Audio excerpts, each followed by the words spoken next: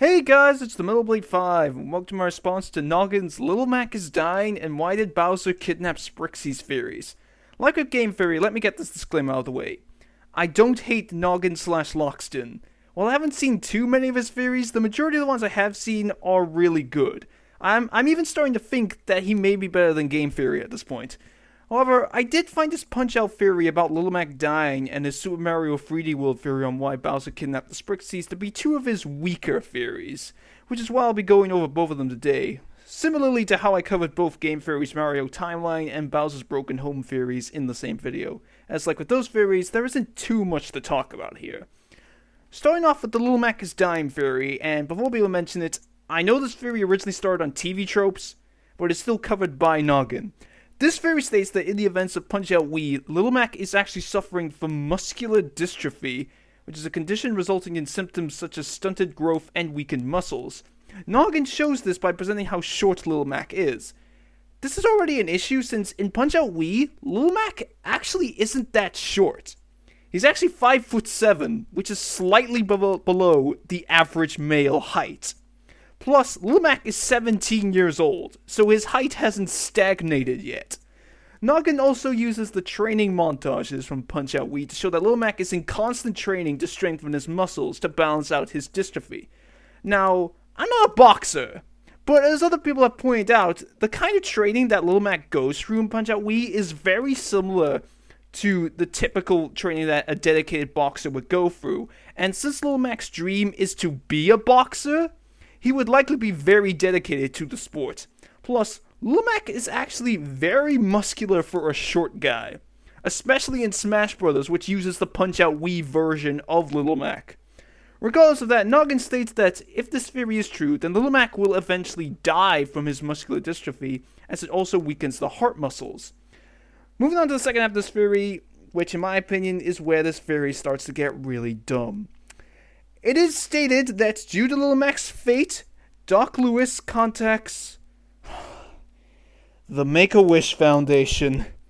Don't take this the wrong way, but I think that the use of the Make-A-Wish Foundation severely damages this theory as it's a real-life organization, and it's being used in a theory related to video games. If it was just some charity in general, then this wouldn't be an issue, but it's specifically the Make-A-Wish Foundation. Anyway, Gnoggin explains that since Little Mac is under 18, he can make a wish, and his wish is to fight against his favorite boxers. This is used to explain why each of the boxers in Punch-Out have some sort of way in which you can tell when they are going to punch, because it's staged to go easy on Little Mac since he's inexperienced and, dying. Gnoggin also states that the boxers fighting back is to make the fight more authentic.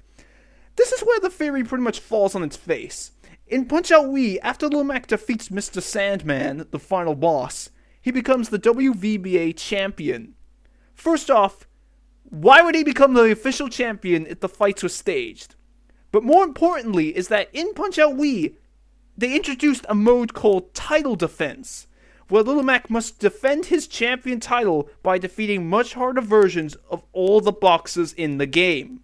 In this mode, you can see that all the boxers trained really hard to stand a chance against Little Mac, but you can also see that quite a lot of the boxers were pissed that they lost to Little Mac. Some even go so far as to cheat in the rematch, such as Aaron Ryan. Why would they be so pissed and train so hard, or even cheat, if they lost a staged fight? This one thing destroys the whole theory. I personally think that this theory is really dumb, since there are so many holes in it that don't make any sense. I think that Noggin's other Punch-Out theories are much better than this one. Moving on to why did Bowser kidnap the Sprixies theory. Yes, that is the actual grammar used in the video title. You obviously know what this theory is about.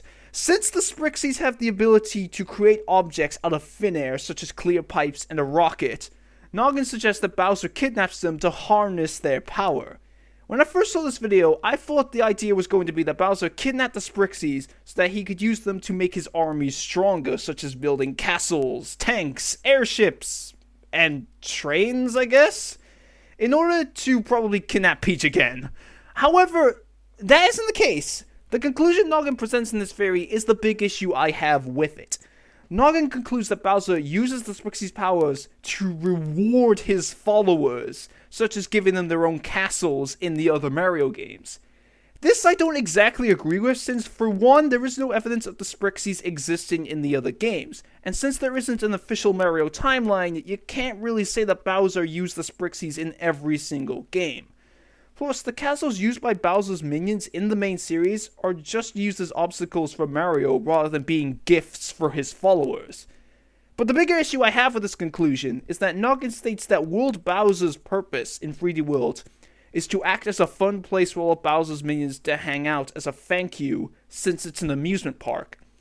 First off, in the Mario & Luigi series, which does exist in the same universe as the main series, you can see that Bowser is a massive dick to his minions, so why would he even bother with a thank you? Second is that in 3D World, you never see a single enemy or anything on the rides. This would suggest that World Bowser exists for Bowser's own personal enjoyment, rather than that of anybody else. Just because it's an amusement park doesn't mean it's not evil. I mean, look at Eggman Land in Sonic Unleashed. Also, the other big issue I have with this conclusion is that it states that Mario is a jerk because he ruins everything and goes all Mussolini style. Now, putting aside the fact that I'm someone who hates the Mario's mental theory with a passion, even if Bowser made his theme park for his minions, Mario would still be the good guy in this scenario, since capturing the Sprixies against their will is still evil, even if Bowser's intentions were good. Plus, World Bowser doesn't even get destroyed, so if this theory was true, then Bowser's minions would still have an amusement park to play in. Also, if Bowser just wanted to reward his minions, why didn't he just say that to the Sprixies? I mean, I know Noggin says that Bowser has really, antisocial, issues, but still, you couldn't have just asked? I don't mean to blow my own trumpet here, but if the conclusion was what I initially thought it was going to be, then I think this theory would be much better, since it's more logical in my opinion. You know, maybe I should make my own theory about that. But anyway, that's it for both of these theories. Again, I don't hate Noggin, but I did think these were two of his weaker theories. So with that, I'll see you guys from our next response video, which will be in regards to another theory by Gnoggin, which I have much more to talk about, so it's getting its own video.